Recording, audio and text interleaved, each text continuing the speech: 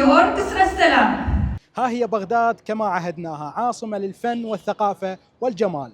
صايا وسدارة أمسية بغدادية تقدمها فرقة الموسيقار مصطفى زاير بأمسية بغدادية جميلة. خليكم ويانا خلينا نعيش الأجواء. أقول وقد ناحت بقربي حمامة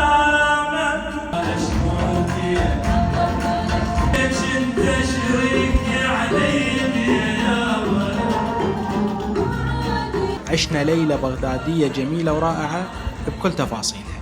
كانت ليلة ويا فرقة أوركسترا السلام العراقي من أغاني واختيارات حلوة، وأيضا الموسيقى اللي مختاريها، وأيضا زاد جمالها وجود الفنان الرائع حميد منصور.